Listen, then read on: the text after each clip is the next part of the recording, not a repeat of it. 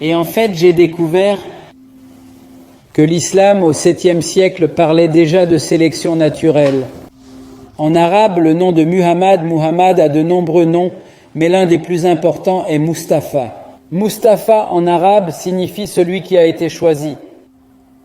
L'idée est que depuis l'époque d'Adam, le premier être humain, Dieu a sélectionné à chaque génération le meilleur de tous les descendants d'Adam.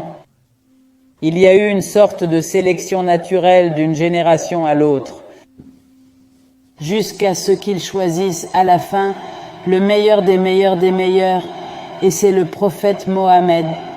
Et il l'a choisi pour lui donner sa parole, la parole exacte de Dieu, et il a bien sûr choisi pour être le prophète qui apportera à l'humanité la plus belle de toutes les révélations, c'est l'islam. Or, l'islam n'est pas une religion au sens où on l'entend habituellement. L'islam est une culture qui comprend tout. Pour l'islam, le monde entier est un seul État.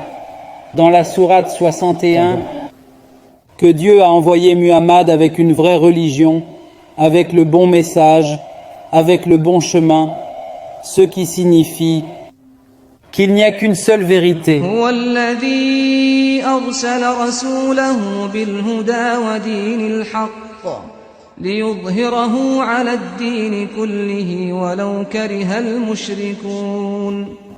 Juifs et chrétiens qui sont appelés les gens du livre, et ils ont falsifié leur livre.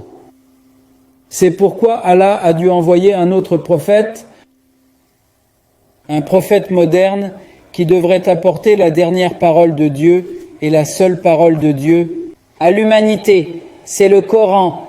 Rien ne peut lui être supérieur. C'est la raison pour laquelle cette religion est considérée comme la plus importante de toutes. En arabe, on dit l'islam est supérieur. Rien ne peut être supérieur.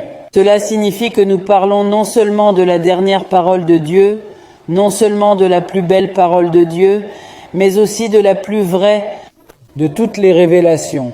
Que doit faire la communauté des croyants, les personnes qui ont eu la chance